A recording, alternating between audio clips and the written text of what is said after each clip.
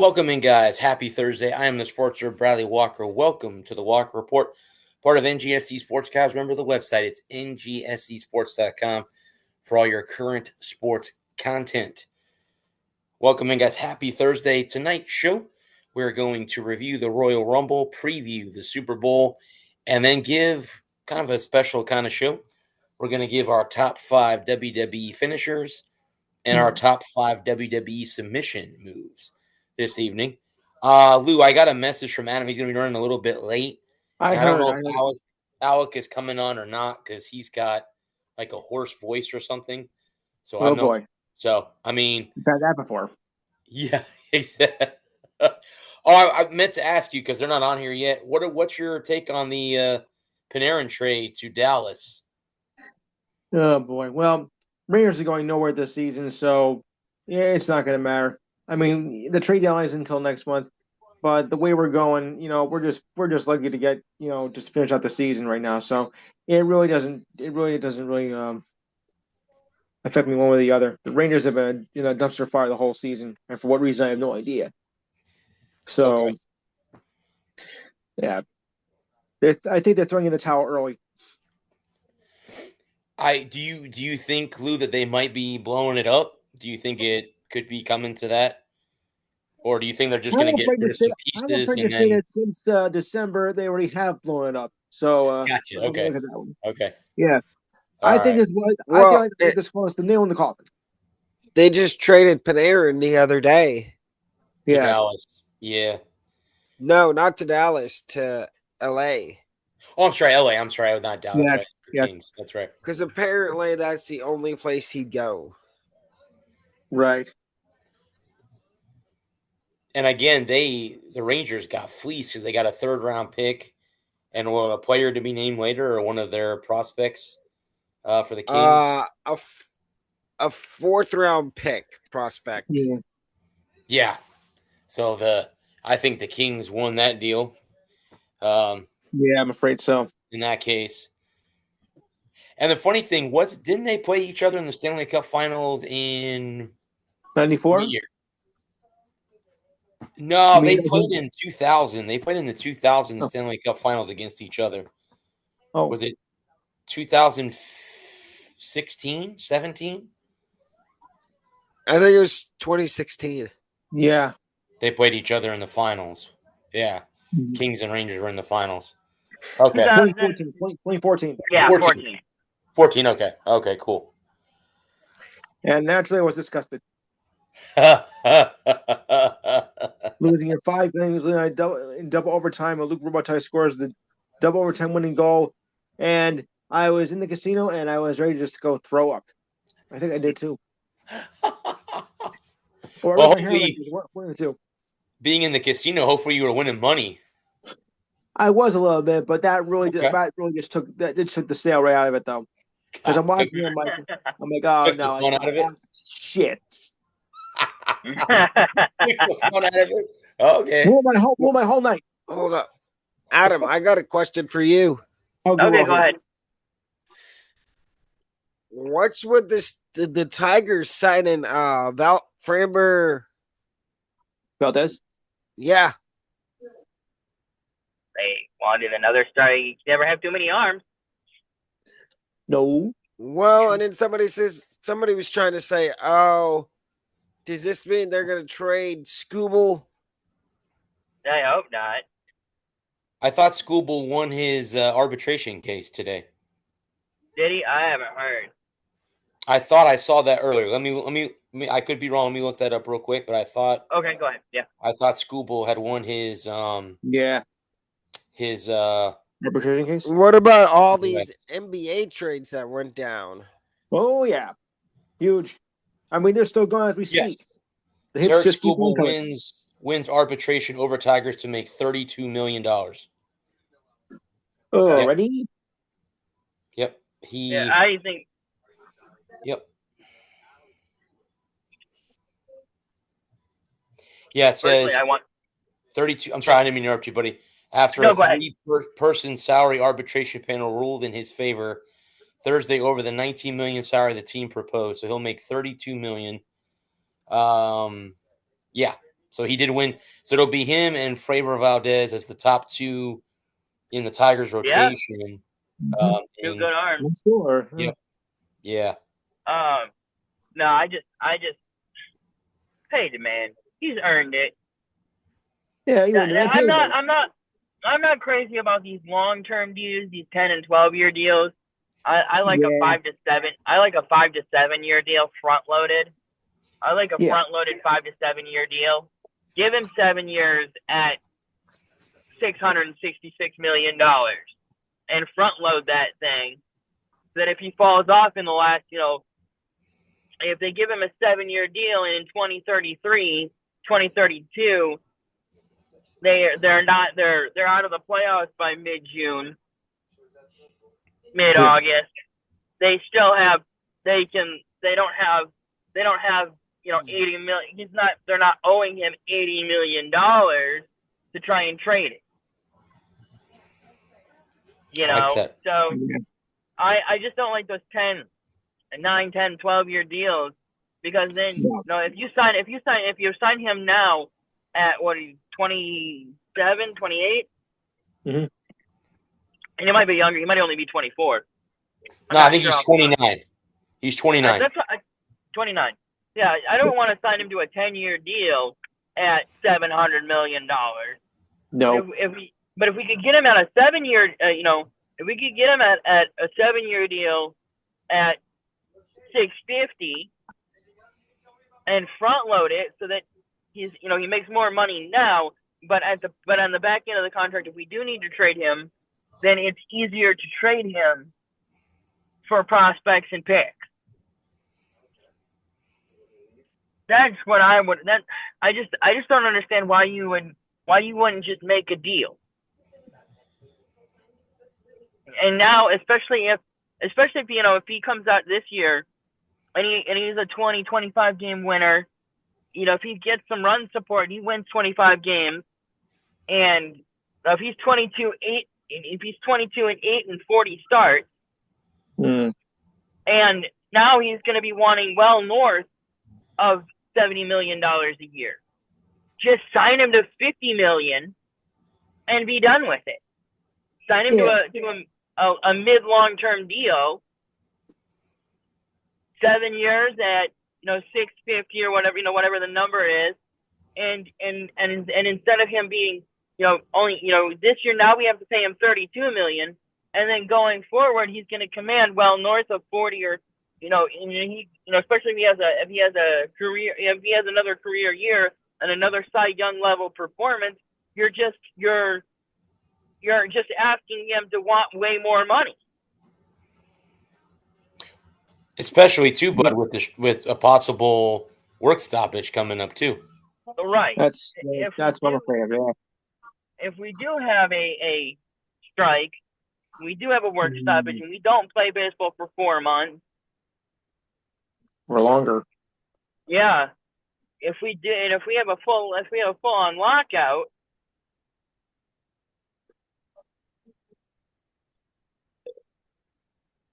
yeah, that would not be good. You need to get him signed to a deal before that happens. Maybe they'll do it during the season. They'll come to some kind of agreement with him. I would hope so. Really ideal. In terms. Okay. So, do you guys want to talk about the Royal Rumble? What would you guys give the Royal Rumble overall as an overall grade from A to F? B-. I was thinking a B. I'll give them a little bit more. I'll give them like an 85 out of 100. And there were things that they should have done. I'll say this. I don't think Liv should have won the Women's Royal Rumble. Why not?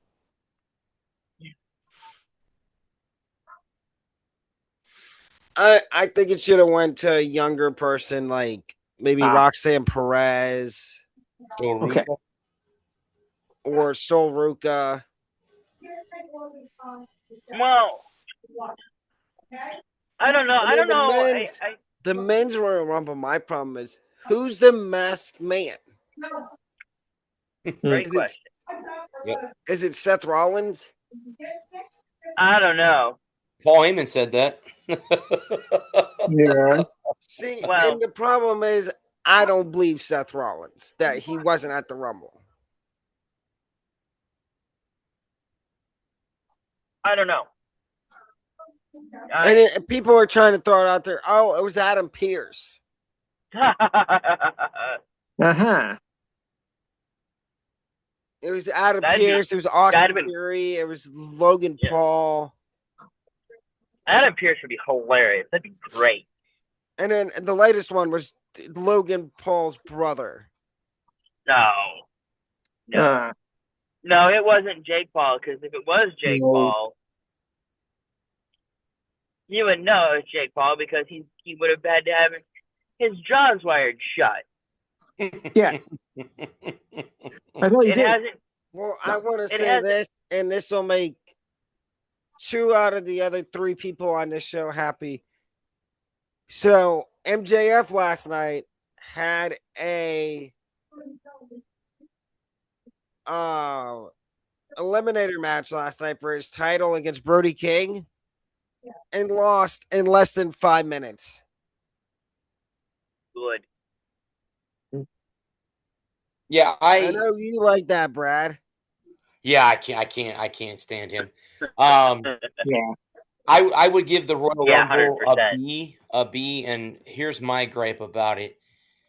For the Women's Royal Rumble, how do you not have AJ Lee?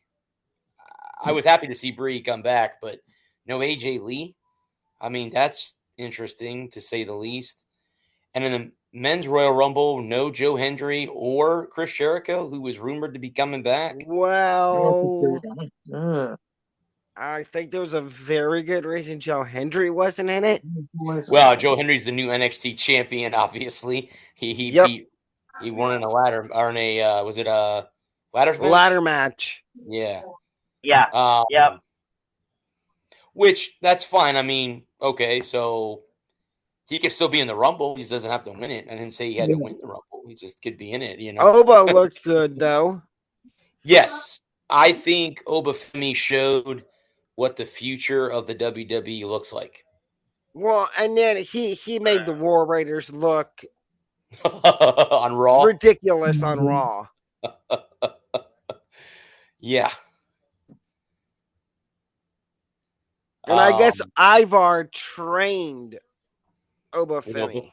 Oba? Okay. We'll have to. Well- I think the jury's still out on Obafemi. Yeah. Well, let's give him a year. Let's see him on the mic in the big show mhm. under the real lights with everything. You know, all the pressure on him. We'll see if he can handle. If he can carry a brand.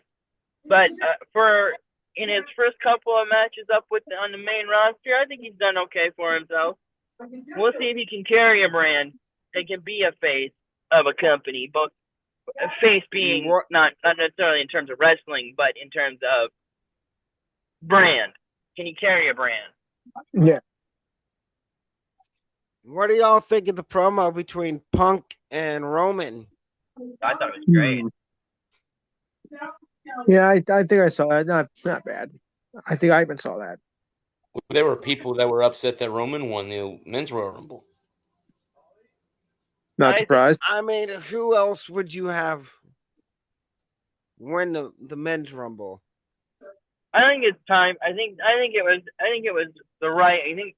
I think Roman was the right winner for this year. You get him and Punk will main event WrestleMania.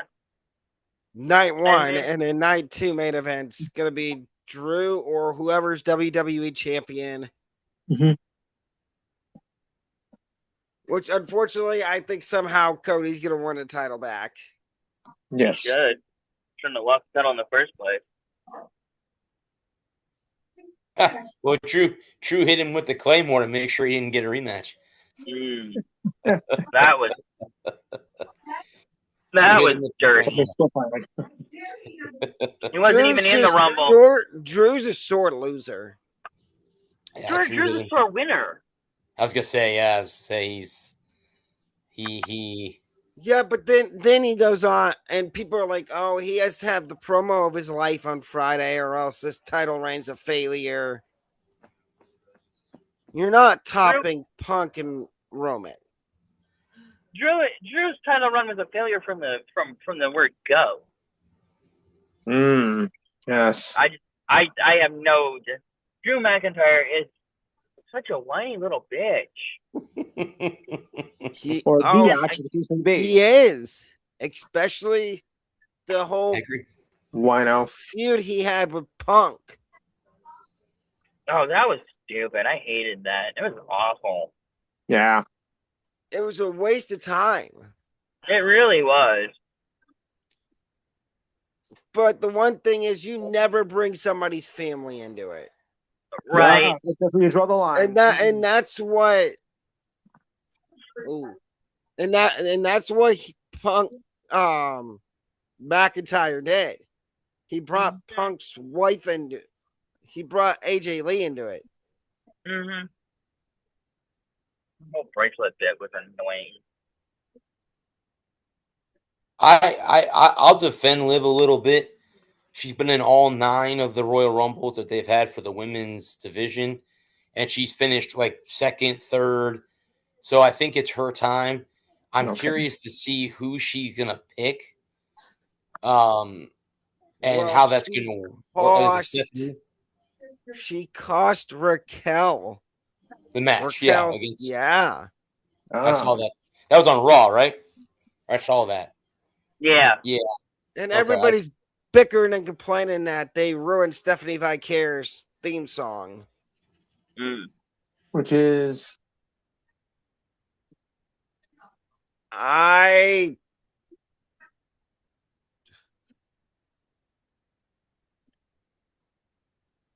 okay.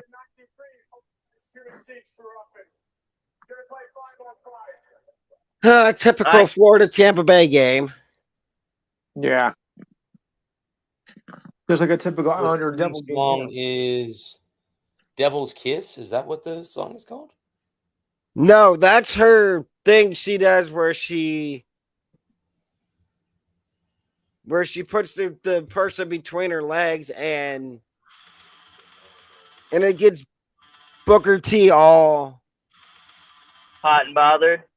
Yeah. Oh. I think I've heard that. Is it Bury Me?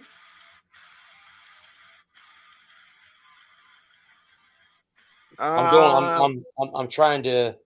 She's got like 2 or 3 on YouTube Music, so I was just going through to see which one it was that they messed up. Because she's the champ now, right? Is there 2 champions or 1 in their division? She's the Raw champion. Oh, that's right. Jay Cargill is the other one. So I'm curious to see who she picks out of those 2. I haven't seen Jade Cargill in a long time. Jade has not defended her title at all. That's another title.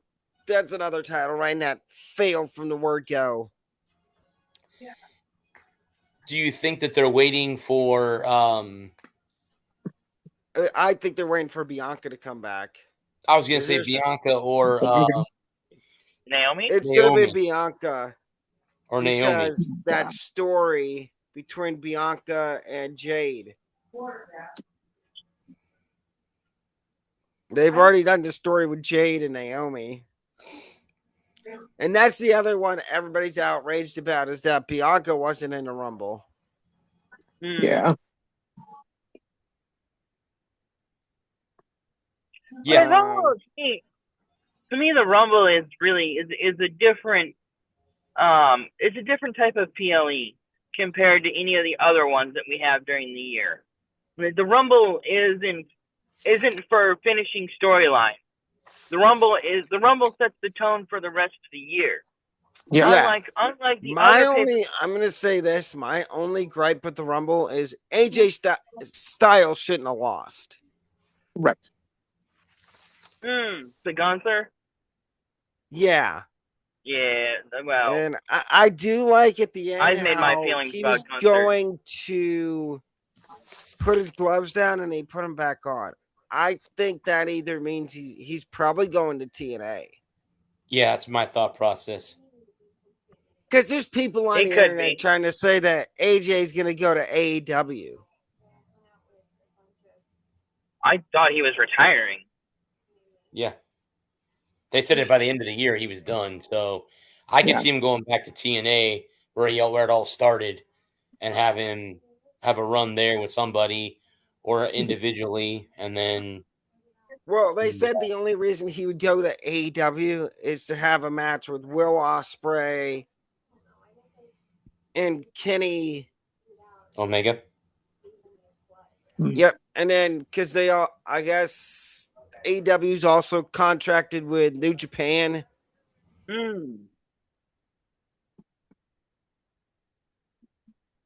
Yeah, no.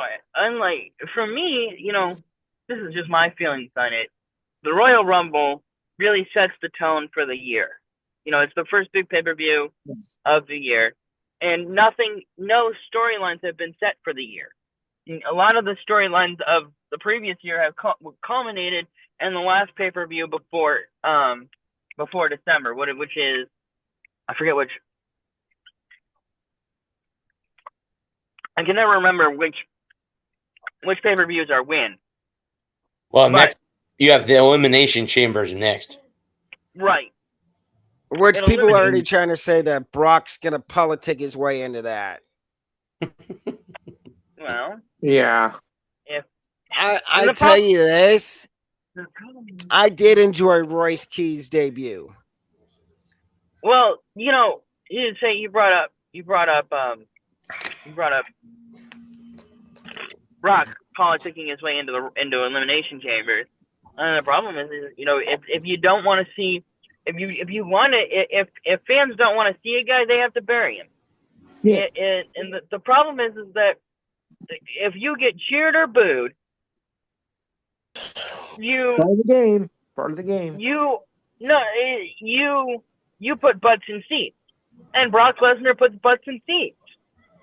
It's like Jeff Gordon. This was early in Gordon's career. He'd burst out of the scene.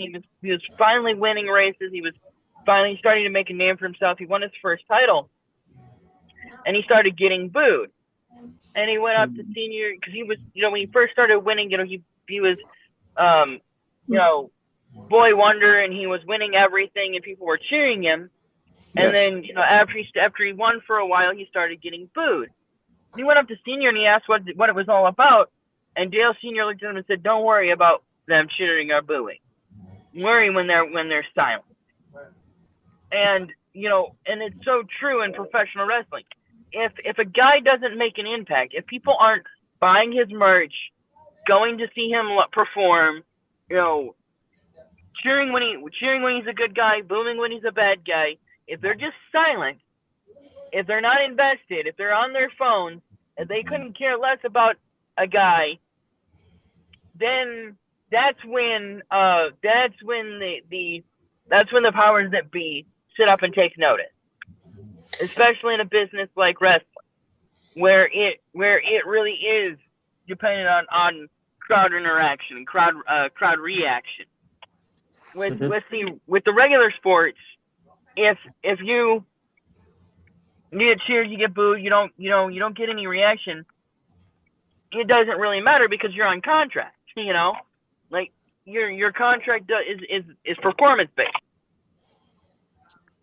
So even if you're playing on a crap example, the Astros with the whole cheating, the trash can, the whole cheating scandal. Every ballpark they went to after it happened, all the players got booed. Yeah. Including Correa and Altuve. And I think both Correa still gets booed to this day.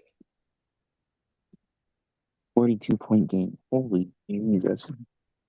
Yeah. Did Michigan win in basketball? 103-61. They're winning. 2:21 left. It's over. They got this game wrapped up. I mean, you're not going to get 42 points in 2 minutes. You were just talking about, you brought up a good point about people in wrestling being quiet. Royce Keys didn't get a big applause because no one knows who he is. In Saudi Arabia, they can't watch AEW. They don't know who he is. They have no idea who he is. So he was kind of, in a way, maybe the WWE should have waited until they were back in the States to bring him in to know who he was as Powerhouse Hobbs, and then now he goes by Royce Keys. But if you go back and listen to when he came out, no one knew who he was. Like, no one knows who he is because you can't watch AEW in Saudi Arabia. And that's the, I was listening to a couple YouTube shows and read some articles about him, and that's what they said. They're like, maybe the WWE should have waited another night, or at least maybe a next pay-per-view Elimination Chamber, to kind of bring him in. And again, if you look at him too, when he was in AEW, he was the biggest fish in the pond. Now you come into the WWE and you have Obafemi, Brock Lesnar, big guys, LA Knight, maybe not as big as him, but LA Knight's got the same physique, that big physique. So I do like what they did with LA Knight on Monday, though, having them attack Division after, Pierce comes out to interrupt Braun Breaker, and then his music hits, and you're like, oh, he's coming out, and he hit Logan Paul and Austin Theory with the chair, and then scattered out of the arena. So yeah, that was cool. That was cool. I don't know if you guys got a chance. I'll close this out with the Royal Rumble. I was watching a clip on YouTube where they were, after they got eliminated and they went back up the ramp, they were golf carting them into the middle of the arena so they could leave, and all the conversations that went on during the ride back to that area. And, Braun Breaker goes, where the hell did Seth Rollins come from? Paul Heyman goes, from his mother's vagina. How do I know where he came from? I mean, how do I know where he came from, man? I mean, if that was him, we don't know where he came from. You know what I mean? So, right. And then Asuka made Kairi Sane basically run. She pushed her out of the cart and made her run to try to catch up to the golf cart. It was kind of hilarious after they eliminated each other. Well, Kairi Sane eliminated Asuka by accident. So, yeah. And that was when Brie Bella came back out. But, I mean, it was kind of cool. I guess I'll give the Rumble a B in retrospect, because can you tell me that the best match wasn't the Styles Gunther match? Hey, that was the best match of the night, in my opinion, with everything going on. I would tend to agree with you. I would agree. I thought they ruined number 30 though in the Rumble. Oh, well, it was interesting to see Gunther come back out limping, kind of that, from the match before, him coming out limping. So at least he showed some kind of, injury from the match with Styles. Well, and that's another thing, is they're trying to say that Gunther's going to be in Elimination Chamber. What's the point? He doesn't need a title. He could be one of the 6 that are in that match. Yeah, right.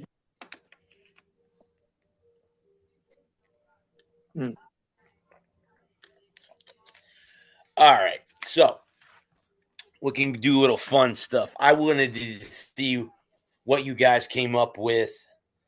You guys want to do submissions first or finishers first? Finishers, okay. Whoever would like to go first, go ahead. I'll go. I'll go first. Go ahead. Does it have to specifically be WWE, or can we do AEW, TNA? It could be anything, but it could be any wrestling finisher. It doesn't have to be strictly WWE. It doesn't have to be somebody that's now. It could be somebody from the past, somebody that's passed away. So yeah. Mine are going to be a mixture of WWE and AEW. First one, the one-winged angel, Kenny Omega. Okay. I've heard of him. The Muscle Buster, Samoa Joe, which I met him in person. He nice guy. The 3, I'm going to have to go WWE on this one. The Samoan drop, not from Roman Reigns. Jacob Fatu. Okay. And the one that he did at the Rumble was just disgusting. Yeah. So that's 3. 4. The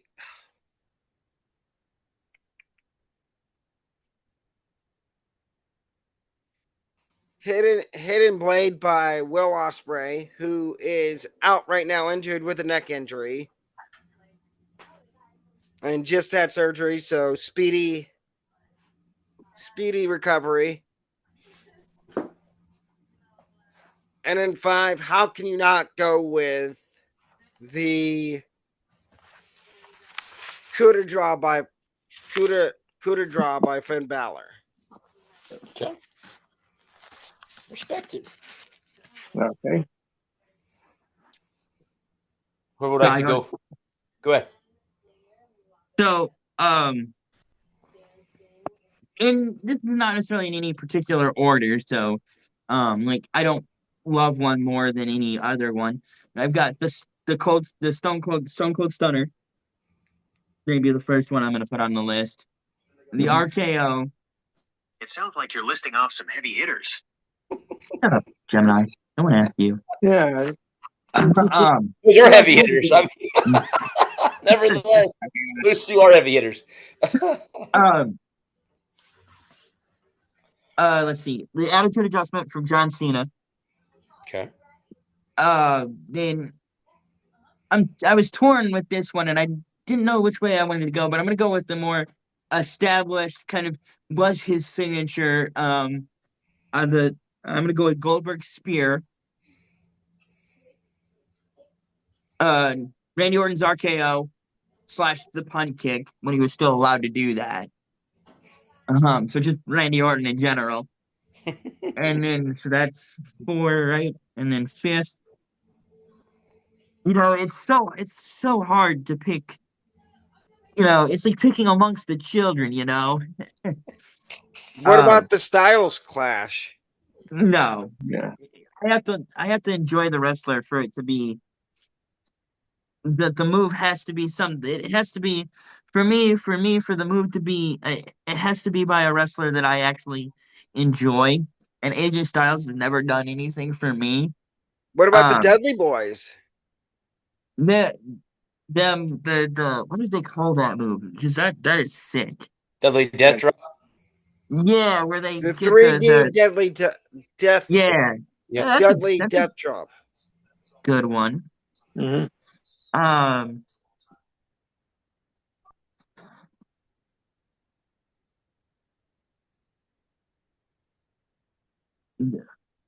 Those 5? Yeah, I think I'll go with those 5. Lou, do you want to go next? I'll go last. I didn't see it, so I wouldn't know. So Okay, no problem. That's okay. No worries. yeah. I like the first 2. Again, these are not in any particular order. But I got to go with Sweet Chin Music. That's got to be up there on the list. Shawn Michaels has to be up there. I know who's the other one that did that? Dolph Ziggler. Dolph Ziggler, thank you. Also used to move. AKA Nick Nemeth. Who I believe is the TNA champion. Did he win the championship? No, he did not win the championship. No. Okay. It's still Mike Santana. The Rock Bottom. I mean, The Rock. It's that the Rock Bottom and the People's Elbow. I don't know which way you want to fly, which direction you want to go with those 2. I'm going to go with the Swanton Bomb. Jeff Hardy. Okay. Yeah. Jeff Hardy, definitely. Here's one that I was talking to my buddy with, and actually it's not even on the list that I had. How about the Diamond Cutter? Diamond Dallas Page. We forget about him. I think WWE did him wrong, but that's just me. But I'll put the Diamond Cutter on there. And then, how could you not forget? You know what? I'll even throw this one out there. I'm going to go with the Tombstone Pile Driver from Kane or Undertaker. One of the two. Yeah. Yeah, I know. I don't know how I blanked on those. Tombstone Pile Driver and for Undertaker and Kane's Choke Slam. Yeah, the choke What slam. about Rikishi? Yeah. I mean, I don't think you can go wrong with anyone's finisher if you think about it. I mean, the pedigree. Would you put the pedigree in the top up there? Yeah. From Triple H or Seth Rollins. The curb stomp. F5, Brock Lesnar's move. I thought again, my criteria was I had to like the wrestler. Okay. So I'm never a big Brock Lesnar fan. What about 619? What about Seth Rollins? Curb stomp. I never felt like I felt like Seth's pedigree wasn't nearly as impactful as That's why I said I like Seth's curb stomp. I like Seth's curb stomp, but again, I had to narrow it down to 5, and that 5th pick was so hard. Yeah, the first 3, Randy Orton, the RKO / punt kick, the attitude adjustment, and the Stone Cold Stunner were. I just thought of this one, the bionic elbow, Dusty Rhodes. Oh, yeah. I left earlier because I like the elbow. That's why I didn't go with the people's elbow, or the leg, or Hogan's leg drop, or Dusty Rhodes bionic elbow, because I just didn't. I think that there are better, more impactful finishings now. Well, I was gonna say you were talking about Dusty Rhodes. I just surpassed my mom's 5-year passing last week. Right. But that was her favorite wrestler, so I always have a soft spot in my heart for Dusty because I like Cody too. So did you see? I don't know if y'all saw. Cody Rhodes had I don't want to say run-in. It was more of like a little talk with Royce Keys before Royce Keys made his debut at the Rumble. They know each other from somewhere. AEW. Okay. Which it sounds like there's going to be more AEW people coming over to WWE. Right. Not just Jericho. It sounds like maybe Thunder Rosa, Britt Baker. That'll definitely make that women's division a lot tougher if those two come over. The problem is Tony Khan. He has too many wrestlers and not enough shows. Like Dynamite's only 2 hours, Collision's only 2 hours. They had Rampage, and I was for Punk because there was wrestlers that Punk didn't get along with that were on Dynamite and Collision. Yes. Also, too, it seems like he doesn't value his big men very well. Obviously, with Powerhouse Hobbs or Royce Keys, a lot of the big guys that he has under contract don't stay in AEW very long. So he doesn't. No, and I wouldn't be surprised if the next big man to leave is like Mark Davis, who's in the Don Callis family. The Paul Heyman of AEW. Right. Don Callis doesn't know when to shut his mouth. So let's do the what are your top 5 submission? Oh, we forgot about, speaking of that, before we jump to submission, how about GTS? Forgot about GTS. Punk's move. Or again, it just missed my list for not being as impactful as the other ones I took. Okay. Gotcha. In terms of ooh, that's gonna hurt. I had like two big criteria for my finisher is ooh, that hurt, and whether I liked you or not as a performer. Gotcha. I'll go first again, unless somebody else wants to. Fire You go away. ahead. The Anaconda of Ice, Comorlock by Brock, the Snare Trap, which is Jungle Jack Perry, the Gunther, and I hate it so much, the sleeper that Gunther does. Okay. Because when he gets his legs wrapped around you, you just and Brad, you can back me up. You just have to give up. Well, if you look too, when he wraps your legs around you, he lays on top of you. So now you not only are getting short of air, being choked out of you. Now you have his weight on top of you. So now it makes it even harder to breathe if you're breathing at all. So Yeah. absolutely, I agree with you. So that's 3. 4. 4 would have to be. Did Undertaker ever have a submission? He did, called Hell's Gate. So that would be 4. And then 5 would have to be the Coquina Clutch. Okay. Which was Samoa Joe. Okay. Okay. Because that's another one where if you get locked in it, he would do the same thing that Gunther does. He gets his arms around your neck, and he just, it's like a boa constrictor. Oh. He clamps down and then he gets his legs around the bottom of you, and you can't move. Mm. Cool. All right.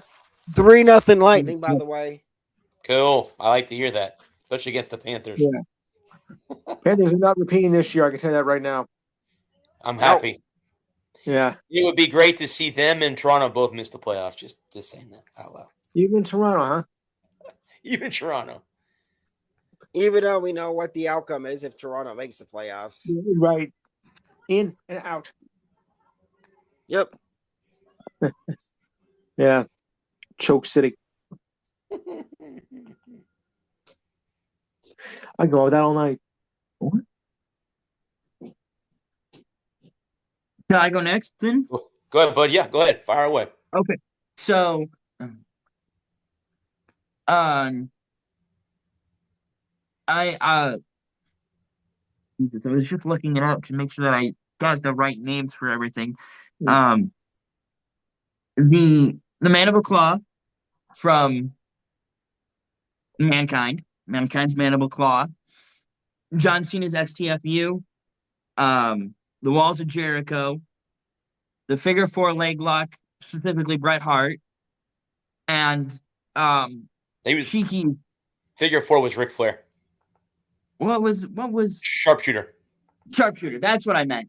I just got the same. Where kind would of you put? Where would you put the figure 8 that Charlotte does? Yeah. I didn't even crack my top 50. Charlotte really doesn't crack my top 50. I've never really been a big Charlotte Flair is one of those take it or leave it characters. What about like Natalia? Again, I didn't pop into my head, Like for me, when it comes to finishers and moves that No, I'm saying overall is like, oh, I could turn the TV off if she's wrestling. Like, because Natty, she's got a long legacy of, like, her dad was a wrestler. Oh, Neidhart. Okay. Oh, yeah. And I like this new gimmick they're giving her, that low key legend. She's a heel. Yep. Easy. And So you then got the sharpshooter, mandible claw.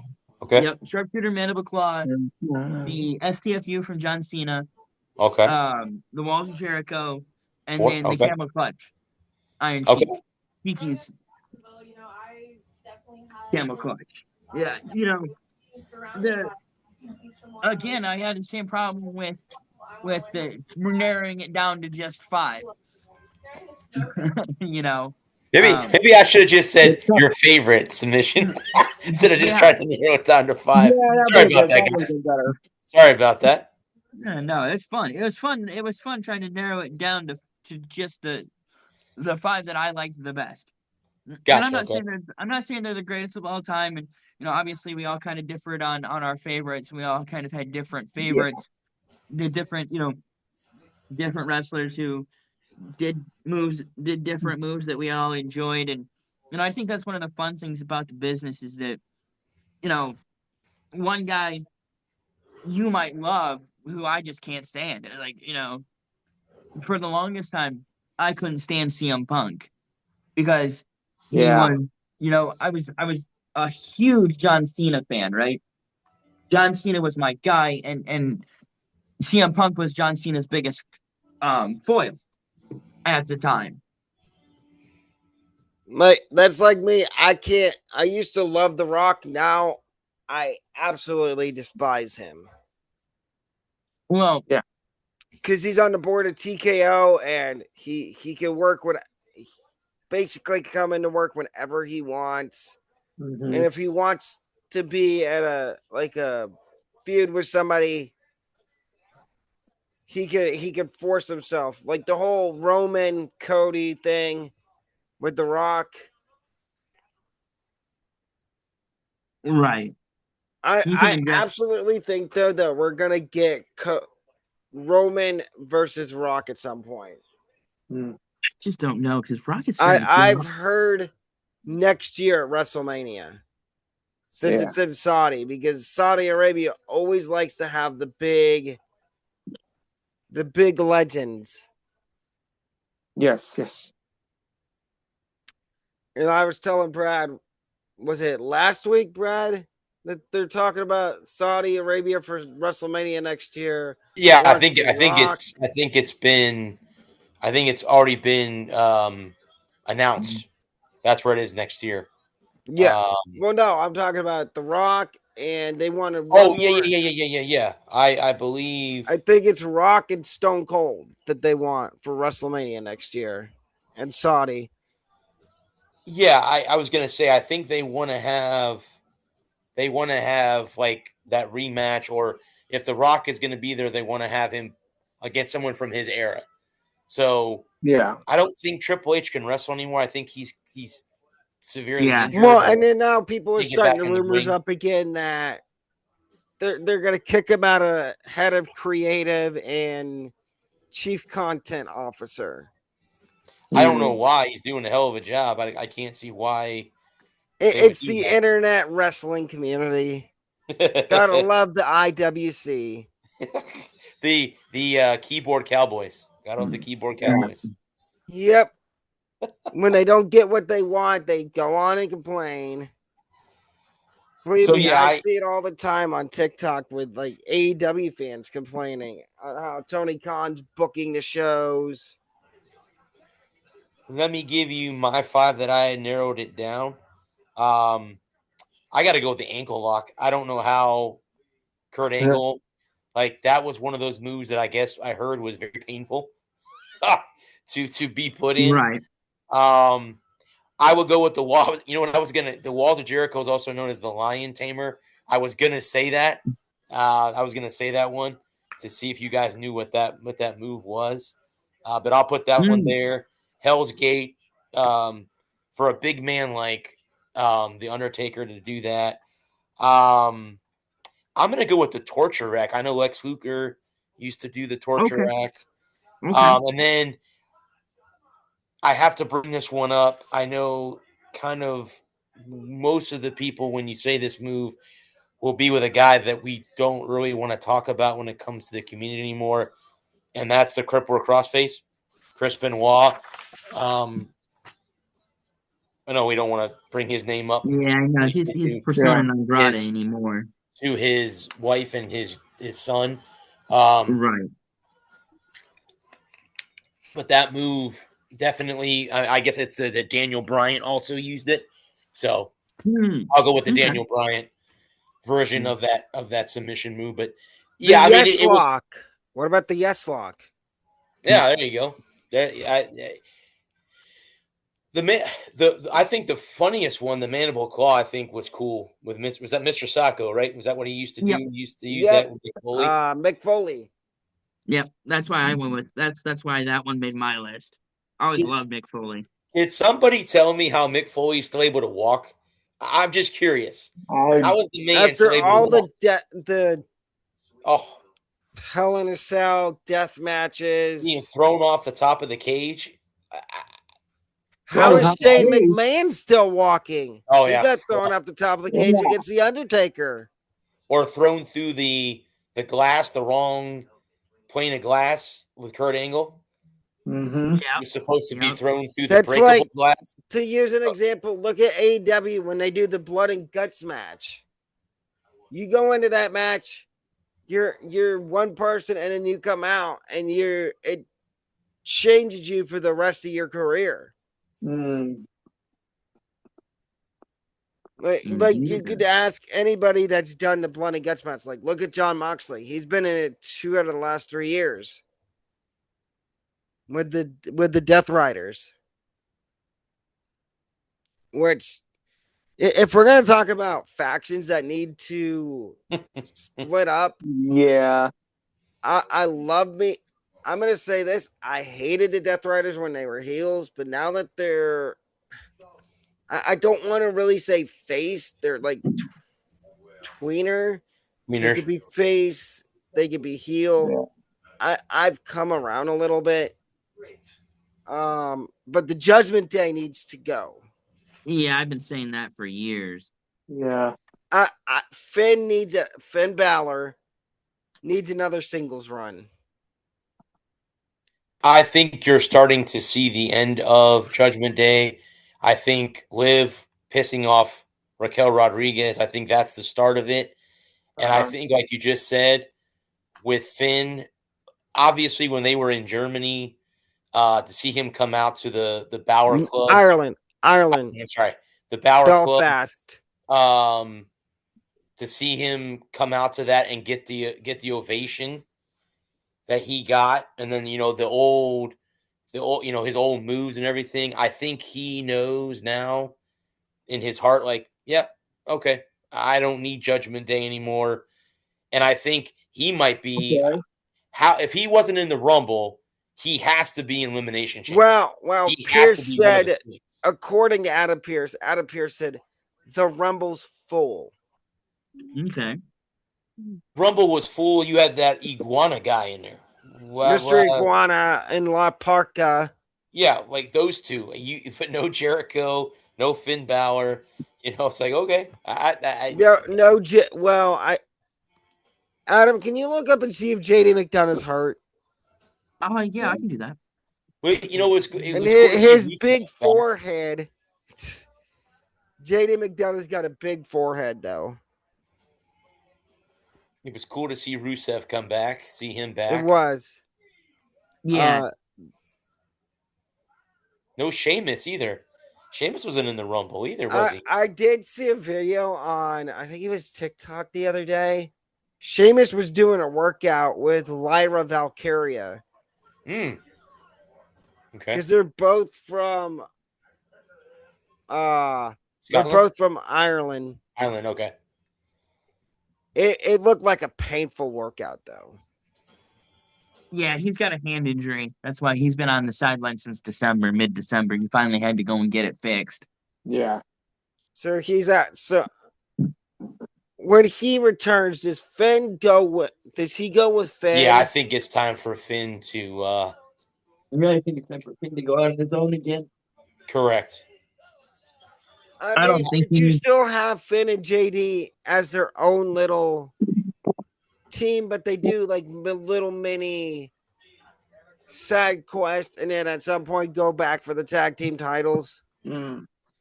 Maybe, but I think Finn and I like JD and Dom better together personally. I think Dom's gonna end up leaving Judgment Day. Well, him and Liv are gonna do their own thing, and it's gonna be Raquel. Yeah. Liv messed up, pissing off Raquel. That was meant to be, though.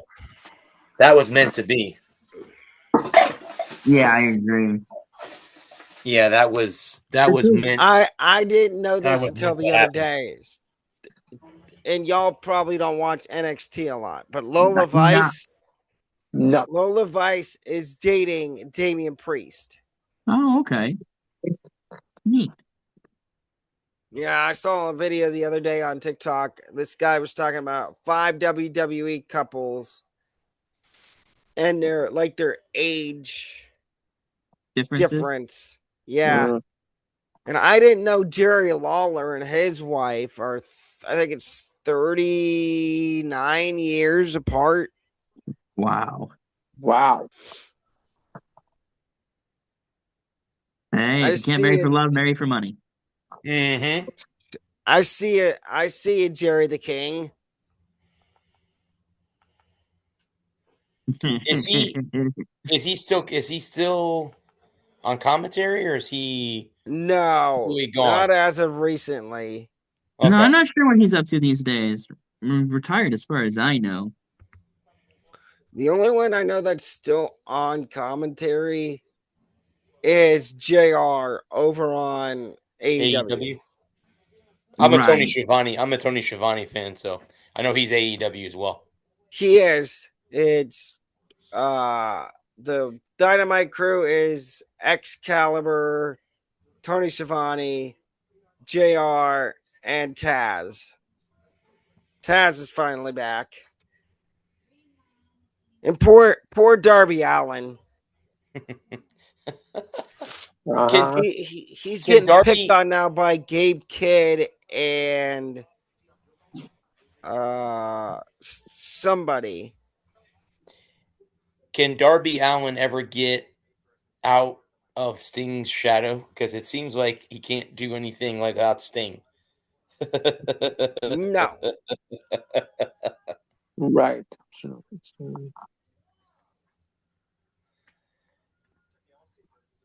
But you can say the same thing about Moxley. Yeah. Even though he's been a champion a couple times in AEW, can he ever get out of the shadows of Rollins and Reigns? No, because every time he gets brought up, they only bring up his time in the Shield and his and their desire for him to return to. Perfect example. Roman and Punk's promo battle on Monday. Wasn't it Punk that brought up that he brought Roman into WWE? No, it was Roman that brought up Punk coming back. Yeah. Yep. Mm-hmm. Well, no, I'm talking about Punk said, "I'm the one that brought you in the first place."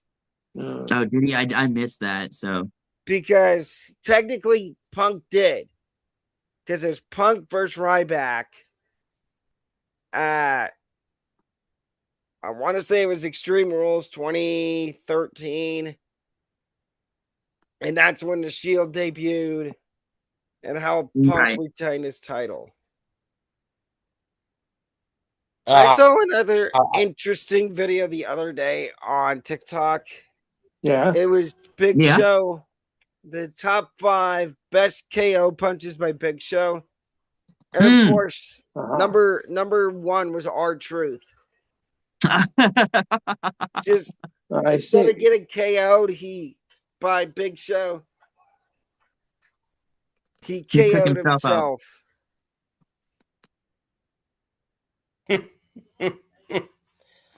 But look at the size of Big Show's hands, though. Dude, his hands are the size of dinner plate. Imagine that thing. You're standing. He's somebody I would not want to be in a dark alley with. Or a well-lit alley. No. Because he could come around and just Take you out. Sucker punch you and you wouldn't even know it. Dinner. Dinner served. Yeah. Your And you're face. it. Isn't he a trainer in AEW? Yes. I think so. And I believe he's also a announcer. I think so. Yeah. On Elevation or something.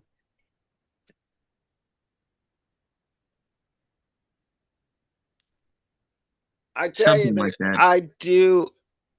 Eddie Kingston's back finally, Okay. and the Rascals are now on AEW Hmm. because I guess they weren't technically contracted with TNA. They were working on Handshake. Like a week to week kind of deal. Yeah, kind of what the Hardys were doing before they officially re-signed with TNA. Because they're the TNA Tag Team Champions, right? Yep. I believe so. Yeah. I love me some Santino Marella. Yes. Yeah. So funny. What was his finisher? The thing where he turned his Cobra. hand. No, the Cobra Clutch. Yeah, yeah. Okay. Well, did you see NXT's got a new interim GM since Ava? The Rock's daughter? Yep, stepped down. Robert Stone. Interesting. The former Robbie E from TNA. Yeah, it's interesting to see her. But I guess according to what I've heard and seen from other wrestling YouTubers, that I guess her matches didn't go very well. The 4 or 5 that she was included in didn't go very well for her. She was in the schism with Joe Gacy.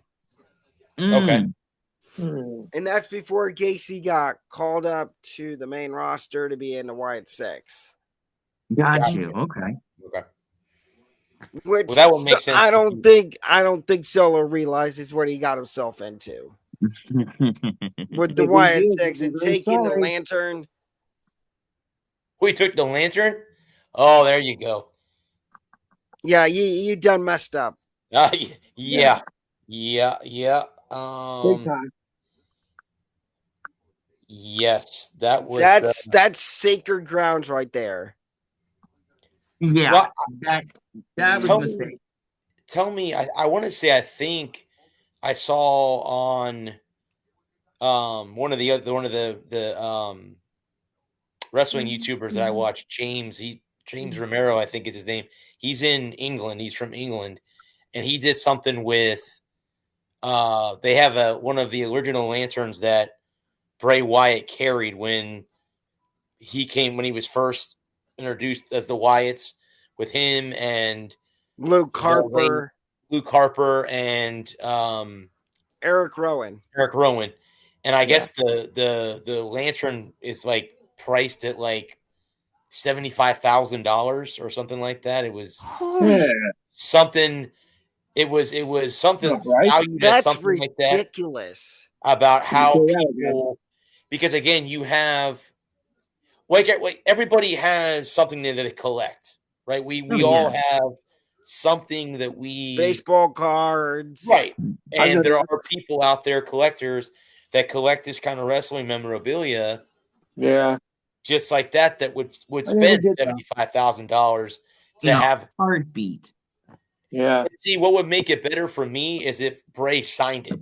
If it had Bray's autograph on it, with that, if that was one of the original lanterns, and that was one of the coolest, entrances I think in WWE. It was came out. I don't want to say sadistic entrance, but it was like when the Fireflies came out, you knew Bray was coming. Mm-hmm. It just made the hair on the back of your neck stand up. 100%. You knew it was on when he was coming out. Sure. He had some of the greatest feuds ever. Yeah, him and The Cena. Wyatt family with Daniel Bryan and John Cena. Randy Orton. Randy Orton. Sure. Yep. That's why you never trust the Viper. Right. Bray learned the hard way. Remember Randy burnt down his house? Yep. The Wyatt family compound. That was interesting when he did that. When he lit the house on fire and they were in the ring, and like you just said, he said, don't, hey, Never don't trust the Viper. Yeah, Don't mess with don't me, trust man. me. Because I mean, did he ever ruin the tag team that he was in? Oh Jesus, now my Riddle. No, not Riddle. RKO? No, with Triple H, Ric Flair, Batista. Oh, Legacy? Yeah. Did he I don't know ever if he ever. Evolution. Evolution? Yeah. Thank you. Did he ever leave Legacy- them? No, that was briefly? Batista. I know Batista did. I know Batista Because he did. wanted to have a WrestleMania match with Triple H. And he got it, did he not? Is that what he He signed did up because he hurt Ric Flair. Mm. Yeah, Which, 'cause I'm sorry, Legacy, that was one of the worst WrestleMania matches ever. Triple H versus Batista. because Legacy was Rhodes and Ted DiBiase Jr. and Randy Orton. Who turns heel, Randy or Cody? Interesting. Ooh. Probably Cody. Because people are trying to say, oh, Cody's getting booed. He was getting booed out of the building in Saudi Arabia. Yeah, I heard that. Yes. I would say we all, I think it's been that time coming where I think it's time for him to turn heel. I think that's Yeah. I don't most think likely. a full I don't want to see a full blown heel turn, but I want to see like a tweener. Yeah, I think a heel, or if he's going against somebody that the crowd just absolutely despises, like Drew, or I would say Kit Wilson, but everybody freaking loves Kit Wilson's theme song. Yeah. I think he can. I think Cody is the perfect candidate for a tweener type character. Yeah. Neither good nor evil. Kind of it does what needs to be done. Kind of can beat you clean, but can also, but isn't afraid to get down and dirty and muck it up. And yes, like Kevin Owens. The other guy didn't come back at the Rumble. I haven't heard that he's been cleared to come back, so I hope he gets cleared. What was his injury? Neck, yeah. Mm. He had one of those spinal fusion type deals that so many guys are getting now. Will Sammy be WWE champion this year? Probably not. I don't know if he. I don't know if he's headline enough. Who's more likely, Sammy or Matt Cardona? Neither. No, I was gonna say I don't think either one. I would say Sammy. Of those two, Sammy. Will Cardona win a title though? I don't think so. Yeah. You think the only reason he came back is to be by his girlfriend? Chelsea Green? Probably because they offered him money to come back and wrestle. Yeah. That would be my guess, is that WWE agreed to pay him X amount of money, and he said, okay, that sounds like a deal. Even if it's just to sit in catering? I mean, it's like being an NFL player and sitting on the bench. Yeah, it's a good gig if you can get it. Exactly.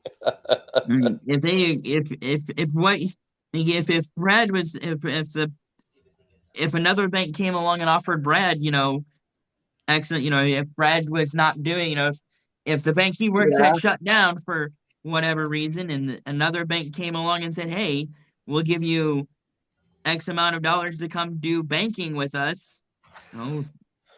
If nobody else is calling, then Yep.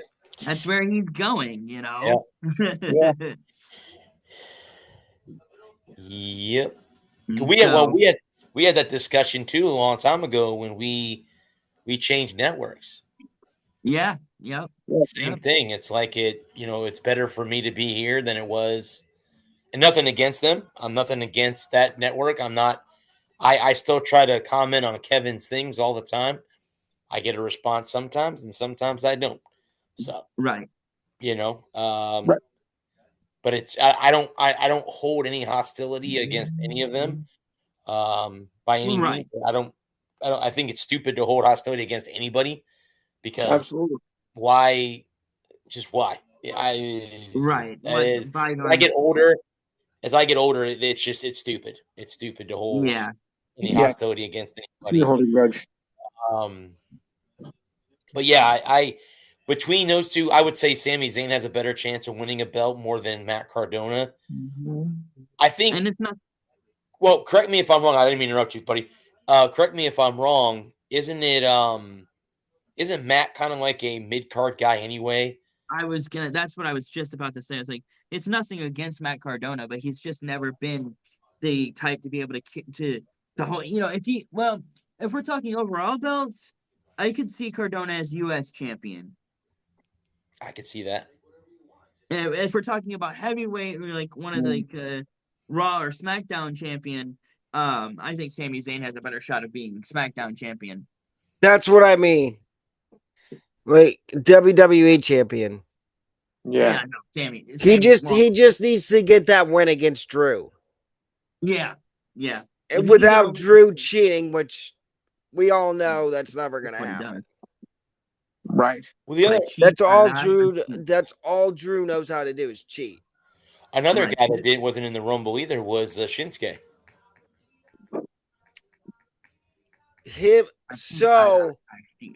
I think him and Tama Tonga have a match tomorrow night on SmackDown. Okay. Yeah. Okay. Which that should be interesting. Because, like I said, I haven't seen Shinsuke for a while. I mean, I know he came back as a heel. He was a heel for a couple weeks.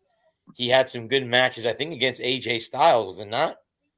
That he faced off. No, he went against AJ on Saturday night's main event. Right. Who was he feuding with? Oh, it was LA Knight. That was who he was feuding with for the United States Championship. I think it was LA Knight for a little while. Which Carmelo Hayes is now US champ. I like that. I think he's well deserved for that. Correct me if I'm wrong. Do you guys think that Javon Evans looked a little nervous in the Royal Rumble? Like possibly. He got F5'd out of his shoes. Yeah. Oh, well, there's a lot of guys that have been F5'd out of their shoes. It was horrible. It was bad for Javon. I mean, that's not the worst thing. That's not the worst thing to have ever happened. He did a good job of selling it, though. Yeah, and I think that's an underrated part of wrestling is the ability to sell a move, to take a bump. Yeah. Right. He sold the F5 and then he sold the Fall from Grace from Oba Femi. And Oba and Brock had a stare down.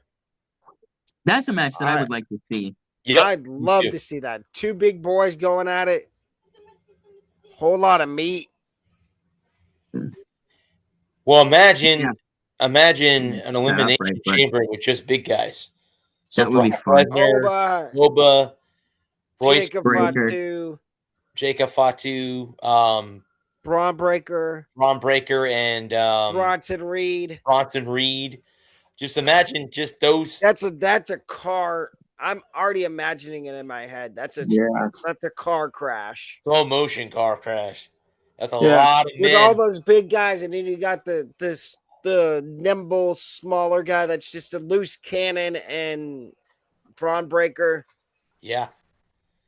And Braun Breaker is small. Braun Breaker's an unpredictable person. Breaker. So Breaker, Reed, Femi. Oh, yeah. I would not want to take a spear from Braun Lesnar. Breaker. I don't know how people can take a spear from him. Batu. 22.5 miles an hour. Ooh. Yeah. Those six in a ring at one time. Oh, Jesus. In a cage. Oh, in a cage. Throw Ivar in there from the War Raiders. Oh. Ooh, yeah. Yep. Instead of Braun Breaker. Or how about Otis when he comes back? He'd be the smallest of all those guys. Well, Alpha Academy has a tag team title shot next week against the Usos. Okay. Oh, that's right.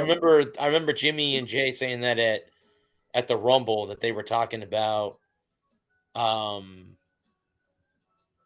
possibly they had a title shot. I heard him say Alpha Academy. So Myles Garrett won defensive MVP. That's not shocking. Defensive player of the year. Yeah. Not surprised he broke the sack record. Yep. I'm not surprised. Max Crosby might get traded. Really? Yep, I read something today. I don't know how much validity I put into it right now, but somebody said he's probably played his last snap as a Raider. That'd be interesting. Yeah. Buccaneers. Right. Back home, buddy. I don't think Mike Evans is going anywhere.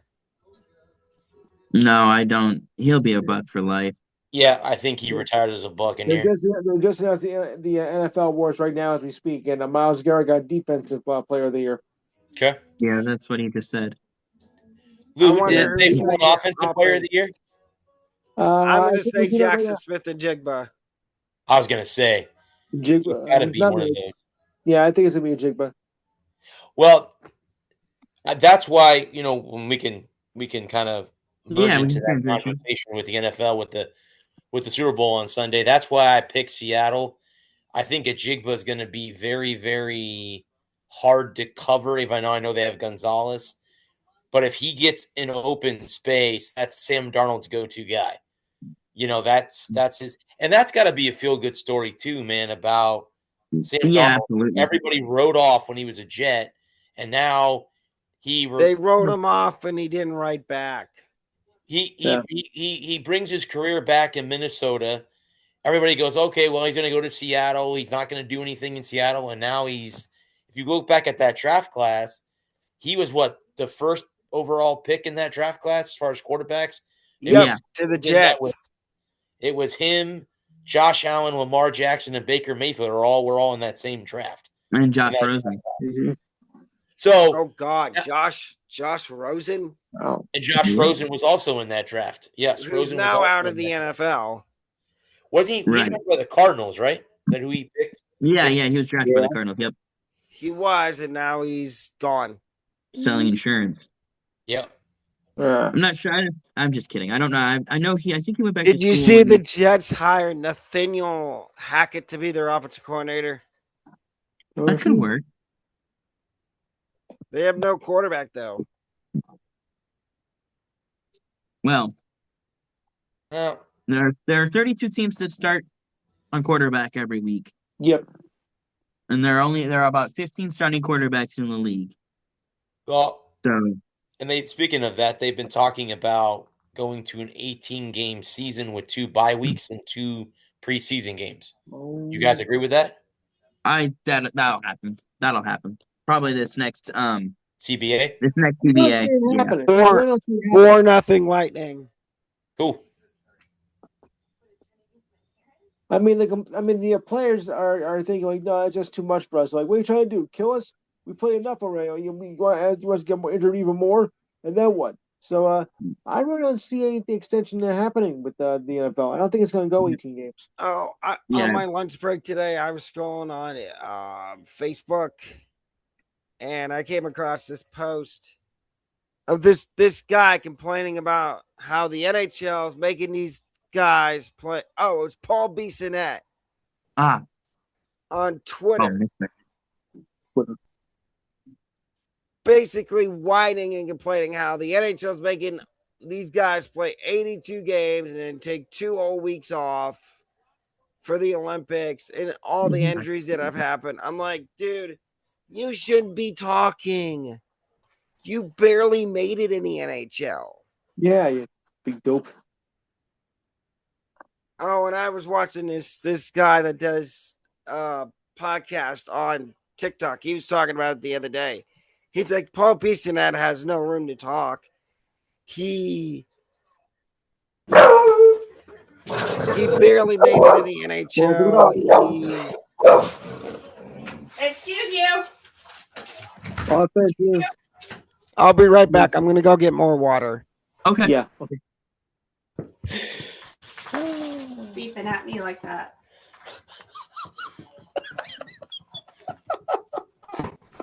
Arf. Oh. Sassy. The dog show happened this past week too, and You protecting Daddy? See, yes, she was. Oh, now you want my food.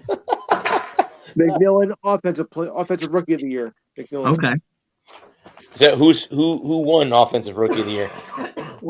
McMillan. Oh, okay. Okay.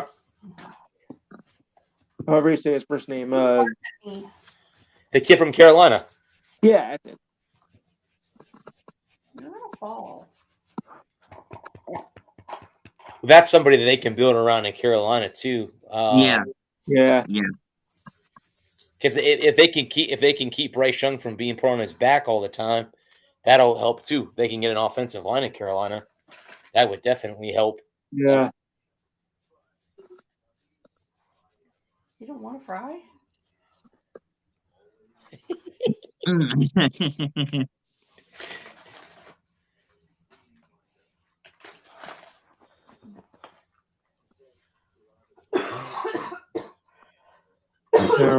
Yeah, he's well deserved of offensive rookie of the year.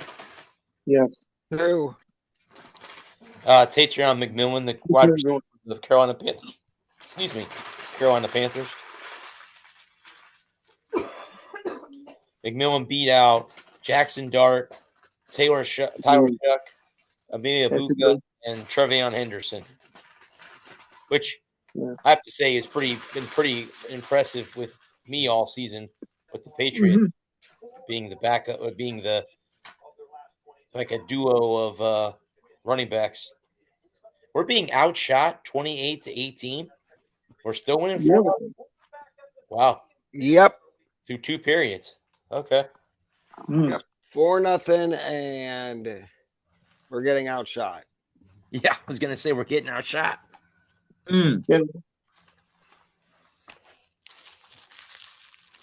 Which that shows you right there too that you don't have to be. Man, these uniforms are ugly. You don't have to. I gave you fries.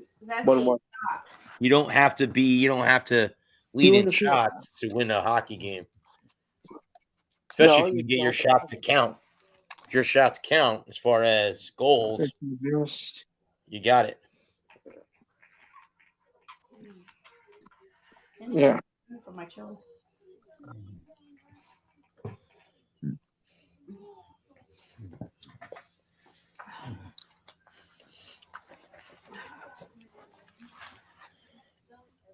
But so that's why I have the I picked the Seahawks. I think in our pick'em group, I took the Seahawks in the game. I'm also taking Seattle. Yeah. I took New England. Patridge, okay. I'm taking Seattle. So there you go. Okay. With that defense, can't miss.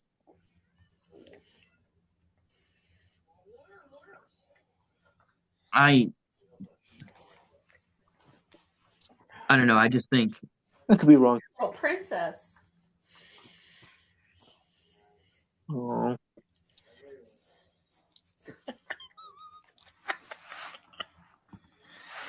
That's really my dog. What is I'm curious. Is the line still 4.5, or did it go up or down? I checked yesterday. It was still 4.5. So 4.5. Okay. It's still 4.5, and the total's still 45.5. Yeah, 40. Yep. That treaded 45 in a hook. I don't know where they get that half a point from. Neither do I. That's why they call it a hook, because it hooks you into either Yeah, taking the over or stupid. taking the under. Yeah. My rule is especially for college, if it's over 70 points, no bueno. You stay away. Yes. Because that's ridiculously high, and Too high. Unless you're in the Big 12 or the ACC where there's no defense. Or I mean, Brad, is there defense in the SEC? There's some defensive teams in the. I mean, obviously, your conference is more known for defense than any other. The Big Ten's always been known for defense. But there's some good defenses in the SEC. Bama.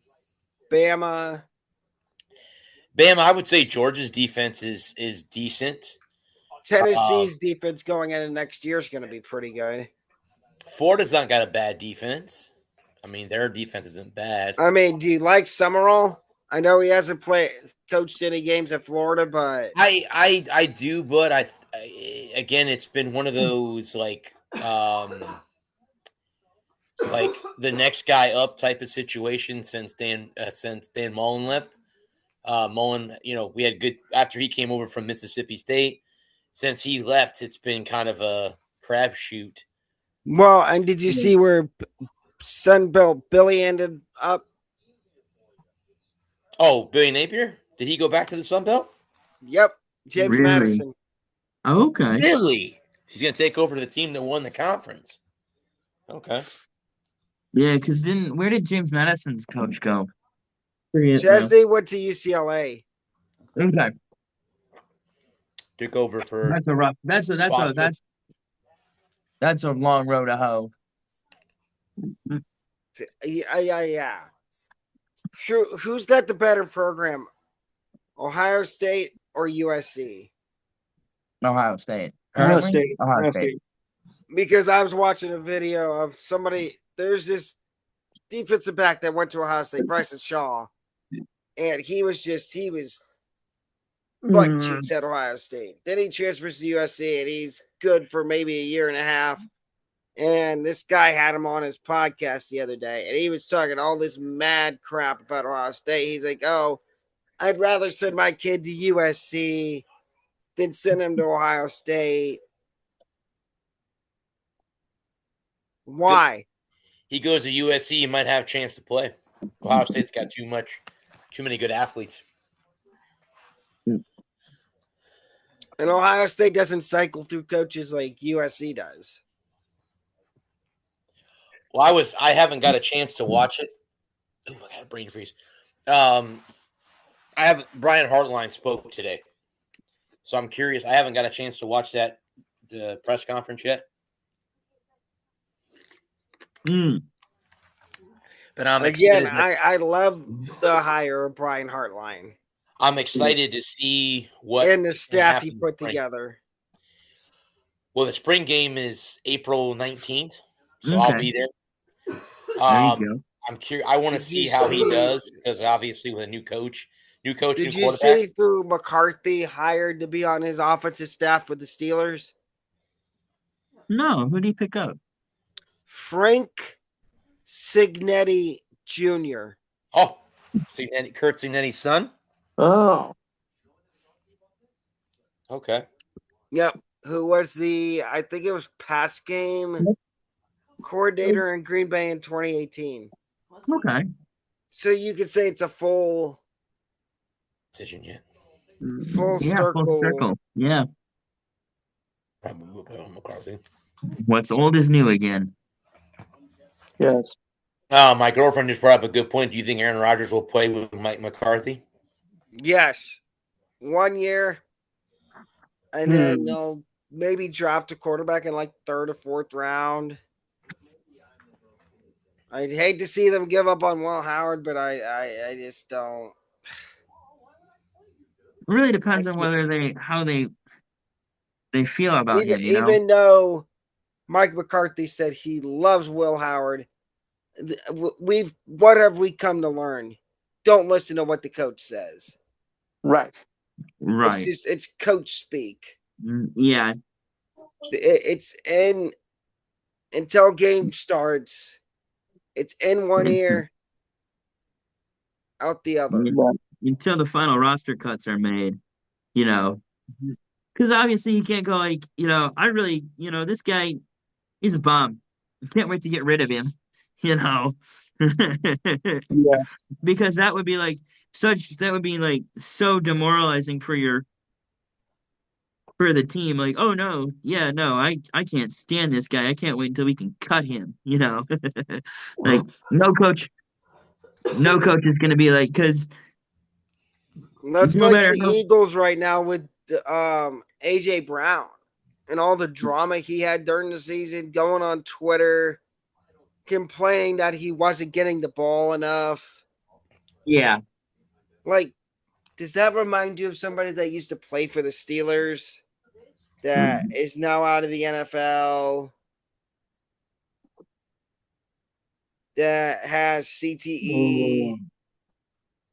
Maybe a little bit. Antonio Brown. Well, as long as he doesn't as long as he's not in, as long as he doesn't go to, as long as he's not Become in jail, a diva. as long as he's not in jail facing a murder charge, he'll have Brown licked in that one. Oh. Well, yeah. Or going over 100 miles an hour and killing 2 people. Yeah. AKA Henry Ruggs. Oh, yeah. Or Aaron Hernandez killing 2 people. Oh, and only getting convicted for 1. Uh-huh. Yeah, because there wasn't enough. That's an interesting documentary that if y'all haven't watched it on Netflix, you do. I've watched it so many times, and I still to this day don't understand how he only got convicted for 1. Because they only needed to get him on the 1. Yeah, I'll say. But they found the car though that was part of the second one at his mom's house or somebody's house, and it was all covered up. Yeah. Well, they don't have to. If they've got you dead to rights on 1, they don't have to get you on the other one. Yeah, I was gonna say. If they have to try you separately, they're just gonna get you on the one that's gonna put you away forever. If they know they have a conviction on something that's going, on a serious crime, they're just putting you away for that one. They're not going to worry about any other crimes you may or may not have committed. Buffalo's losing 3-2 to Pittsburgh. Oh boy. Yeah, Florida played Boston last night. Was Florida wearing their outdoor uniforms? Yes. Those things are ugly. Those pants are ugly. Those jerseys are hideous. The jerseys that Boston was wearing the other night were god awful. The yellow ones with the those were terrible. Yeah. I saw the goalie fight in that game.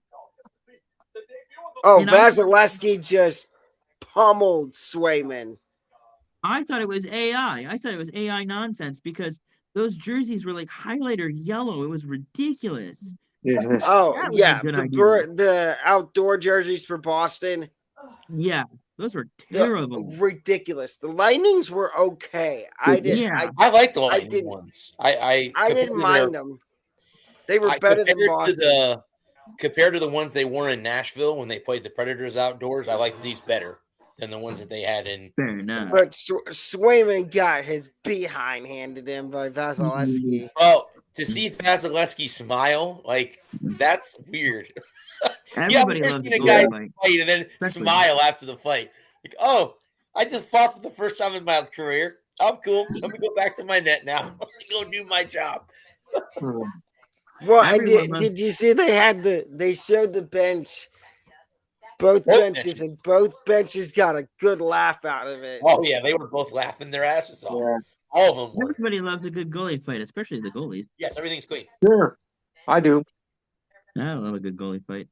Goalie fights, you can't ever get rid of goalie fights. I think one of the best goalie fights I've ever seen on TV, not in person, was Osgood and Waugh. Oh, Hotman and who was it?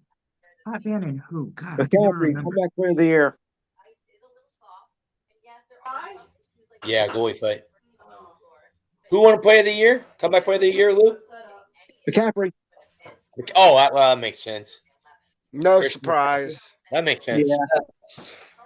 That makes sense. He deserves that. I would say the best goalie fight I saw was Ben Bishop and Brandon Prust. Dennis Potvin and Ron Hextall. Best goalie. Ron Hextall. Oh, Jesus. Shoot him.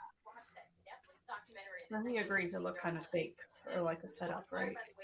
To this day, I still have to laugh at this at Ottawa for trading us Ben Bishop for Corey Conacher. Well, hindsight is 2020. Yes. Bishop couldn't stay healthy. That could be a problem. Nah, he couldn't. As we got to the finals in 2015, we lost to the Hawks in the finals. Felix Potvin, not Dennis. Felix Potvin. Oh, but Ron Hextall was Ron Hextall would throw his stick at you. Ron Hextall was a scumbag. He would throw your stick. Yeah. He'd throw his stick at you if he could throw. If he could find you, he'd throw his stick. He was a nasty one. That's the way the Flyers were though. In his era. The Broad Street Bullies. Yeah, they were there. Exactly. How many Stanley Cups did they win in the 80s? 2? Didn't win any. They won one in the 2 in the 70s. 75, 76? 75. Yeah. Yeah. You know, his cousin does hockey for ABC.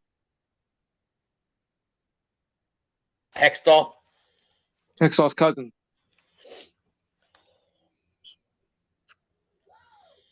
Yeah, the NHL has good announced teams. Who is he announced for, Lou? Hextall? He has a cousin that does for ABC. ABC, okay. Leanne Hextall. Okay. I'm like, that name sounds familiar. Oh no! Because Ron wasn't Ron the GM for a while for the Flyers. Yeah. What? Yeah, he was in the front office for a little while. Yeah. I'm like, she's related to him. Oh.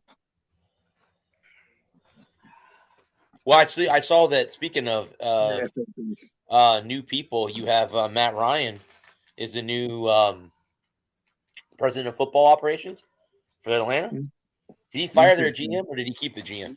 No, I don't. They cleaned house. They cleaned house. Okay. Which I don't think. I think Morris should have been the only one fired. Fontenot wasn't doing a bad job. Yeah. Yeah, but sometimes it's just the fall guy. Sometimes you just have to. You just have to clean house, start over. Well, and sometimes you're the fall guy. Like Morris was the main target for getting fired, and then Terry Fontenot was the just happened to be second in line. Yeah, unfortunately sometimes unfortunately you're just that guy. And sometimes the new. Well, and what I'm hearing is Atlanta, they're not committing to Michael Penix next year. Right. I didn't like that draft in the first off, but you never know. And the draft. I thought Michael Penix to me. I thought that was a reach. The draft is a crapshoot, though. You never know.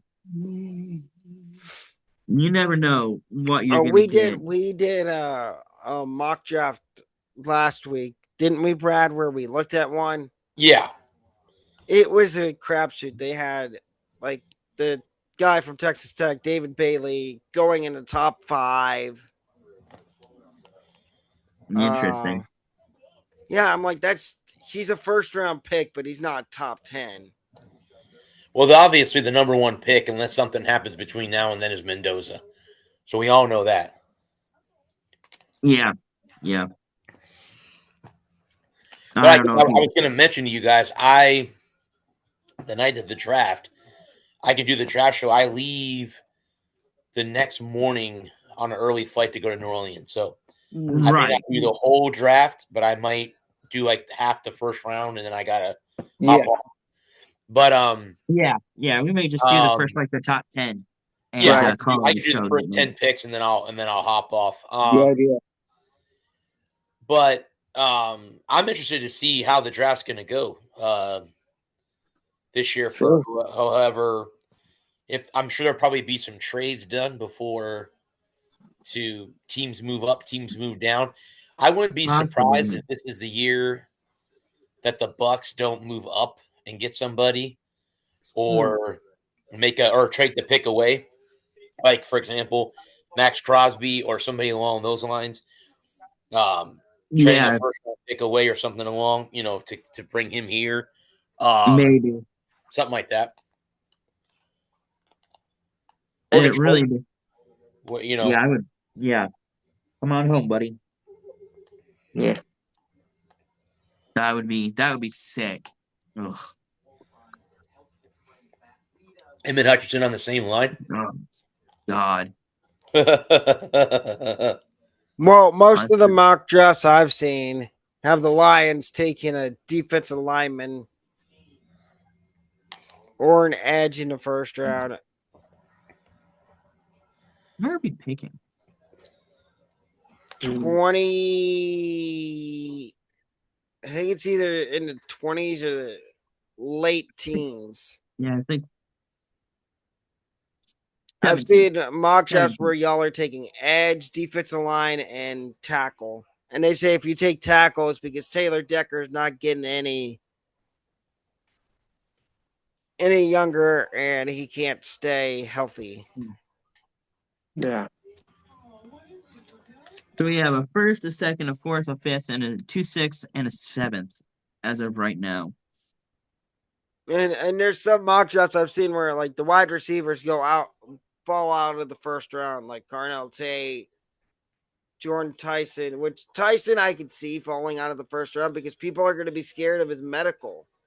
Yeah. Yeah. But Carnell Tate falling out of the first round, I don't think that's going to happen. I don't think he falls outside the top 10. I think Carnell Tate's going to probably go to the Giants or the Browns. They have this draft. Let's see if I can figure out. I'm not sure who this is. Oh, it's Denny. I don't know. Never heard of him before. Yes, Mendoza at 1, Reese at 2, Bain at 3, Maliago at 4, Banco at 5, Tate at 6, Bailey at 7, Love at 8, Tyson at 9, Downs at 10, Delaney at 11, Styles at 12, McCoy at 13, Bulk at 14, the quad at 15, Lemon at 16, Alone at 17, Terrell at 18, Howell at 19, Parker at 20, Simpson at 21. That's too early for Ty Simpson. Yeah. Yeah. Wood at 22, Proctor at 23. I think if Ty Simpson goes in the first round, it's going to be at the end of the first round of the Rams at 20. Is it 29? Yeah, 29. I think that's where he goes if he goes in the first round. And then people are trying to say, oh, if Chambliss doesn't get his waiver thing granted, that he's going to be a first round pick. He was denied. The NCAA denied him. But I guess they're suing or counter suing or whatever the hell it is. Whatever. Yeah. So still a possibility he'll play for a 5th year for Ole Miss. Well, it sounds like Joey Aguilar might get a 5th year. Yeah, he got a temporary restraining order. Mm. I see. Football, I'm fine with that. Basketball, it's ridiculous. Yes. All these guys that have played it, like Ace Bailey's trying to go back to college now. And he's played like half a season of his rookie year. In college basketball? No, in the NBA. Oh, NBA. Okay. And he's trying to go back to college. Mm-hmm. Because you see these NBA guys that are rookies that are not playing, they're seeing what the G League guys are doing. There's these G League guys, which, okay, yeah, that's kind of fair because you're in the G League and you haven't played. If you haven't been called up to the NBA, I'm completely fine with letting you go back to college, but you shouldn't get 4 years of eligibility. No. You should resume wherever you left off at. Uh-huh. So if you had 2 years of eligibility left, you have 2 years of eligibility left. I don't have a problem, especially if they're going back to school to further their education. If you want, whether it be your basketball education or your regular education, I think you should be allowed to go back to school. I'm going back to school this summer, so I'm not be playing basketball, but I am going back to school.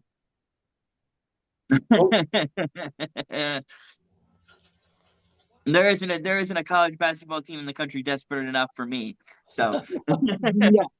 Of course. I was joking around with my coworker today about if I go to the curling place in Tampa, I can make the team in 2030. We got to fight. An alternate for the curling team for Team USA. There you go. We got a Donnybrook. Uh-oh. We got a Donnybrook in the Lightning and Panthers game. Fuck you, Shorzy. For what?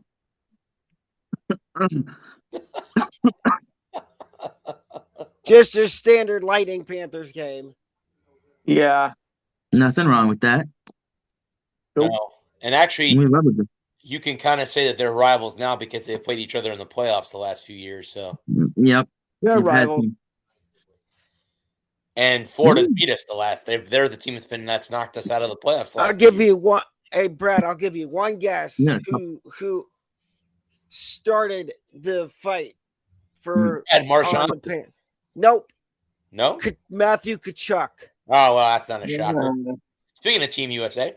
Yeah, exactly. Both the Tkachuk brothers. Speaking of Team USA. Yeah, go with that one, Buster. I don't know. Team Canada looks pretty strong too. I'm curious to see how it's all. And Sweden too. And there's only one guy from the Lightning now on Team Canada. Yeah, points out. And so is Sorelli. Oh, so that leaves Hagel. Yep. Well, I don't see how taking 2 weeks off if you're not in the Olympics can't help you. I mean, obviously you're banged up this time of the year anyway. Yeah. Season. But if the guys that are not playing are the guys that got hurt, I'd be enjoying just sitting at home or working out, staying in shape. But I mean, taking the time off where you're not going city to city and having to play games and suit up every night, every other night. Everybody. They're talking about there's going to be 10-minute misconducts and game misconducts. Coach of the year. Who got Coach of the Year? Mike Vrabel got Coach. Interesting. Yeah. I'm surprised because I would have thought it would have been Mike McDonald. Yeah, Of course. That's what started it all. Tkachuk came up and cross-checked Kucherov in the back. Oh, that's nice. Okay. Typical cheater.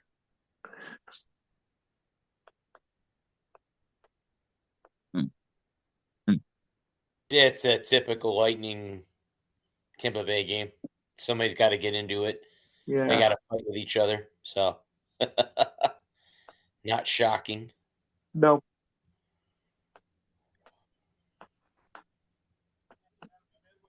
Of course, we get 5-10 in a game. Mm-hmm.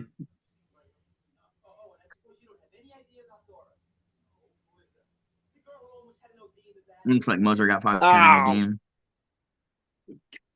Tkachuk should be kicked out of the game. That's just Bush League. They're at Tkachuk's asking to get sucker punched. Keith or Matthew? Matthew. Figures. I have no issues with Brady Tkachuk. I think Brady's better than Matthew. Yeah. Oh, Cooper's upset. Well, this is the last game of the year we play with Florida during the regular season. We don't have the Panthers after this. Yeah. Tonight. And the Panthers are not going to the playoffs anyway, so. Yeah, we have the Panthers, and then the next game after the Olympic break is at home against the Maple Leafs on the 25th. Yeah. There might be some fights in that game. I wouldn't doubt it. But there's no way that the Panthers are making the playoffs this year. No, they need a big comeback. Yeah, forget it. Well, it sounds like after the Olympic break, they might be getting Barkov back. They're 9 points out, so I think. Let me look real quick. Literally just looking at it.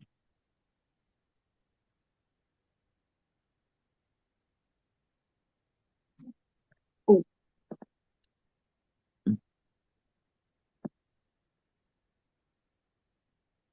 Yeah, they're 8 points behind Boston for that that second wild card spot.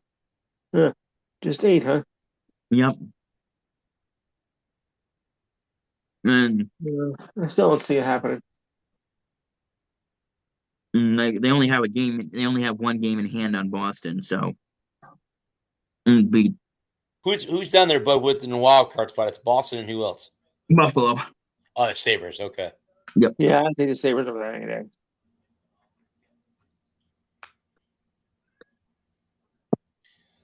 Gentlemen, do you guys want to call it a show right there? Yeah, Go ahead, Lou, and talk about your show. All right. Enhanced Sports Show rolls on Saturday, 46 Eastern Time. Number is 512-543-4662. Boy, we got a show planned on Saturday. I mean, we're going to talk, of course, your predictions for the Super Bowl between the Seahawks and that other team that shall be nameless. We'll recap the NFL awards. And we'll even talk a little bit about the Pro Bowl. Yeah, excuse me. Also, we'll go over the reserve players for the NBA All-Star Game, and there's some good ones too. We'll also recap the trade deadline. We'll do some Olympic news. What's left over of the MLB off-season and UFC WWE wrestling. Also, your thoughts and comments are always welcome. The ridiculous sign of the week. There's a few of them. Oh boy, is there ever. Sports trivia, this date in sports history, the inspiring article of the week, and look at the standings and schedule for the month of February. February will be the shortest month of the year. Boy, is it packed, though. I'll tell you that right now. So, remember the number 512-543-4662, 4 to 6 on Saturday. Like and share the page, and we're on Facebook Live. Cool. All right, guys. So we will have a good friend of mine, Tony Greer, on next week talking about the NIL. He's part of a coalition trying to get athletes paid. I read an article today about Coach Sampson for Houston's. I'll share the article with you guys, and I'll bring it up next week with him. He'll be on with us for, I don't think the whole show, but it'll be the NIL. We can give our opinion on how we feel about it, but he's pushing to get the NIL more out there for certain kids and stuff. So that's what he asked me to come on, and he could come on. So he'll be on next week. Absolutely. Be interesting to talk to him about it. But anyway, again, we have the Super Bowl is coming up in a matter of a couple of days. 3 days. So indeed it is. Thank these three guys for making this night the way it is. Great. I guess you guys will be back next week at 8 p.m. With Tony Gurr on and talking about the NIL in college sports. Thank the men and women of our armed services and our first responders. Thank you so much for doing what you do. We would not be doing this without you guys. Until then, guys, I am the sportster Bradley Walker. This has been the Walker Report, part of NGSC Sports. And, guys, I'll be at my first University of Tampa baseball game tomorrow night. It's opening their home opener. Looking forward to seeing some college baseball tomorrow night. Until then, guys, everyone, stay safe out there. Have a good weekend. We'll see you guys next week. Until then. See you next week. Peace. Hey, folks. Print, send it.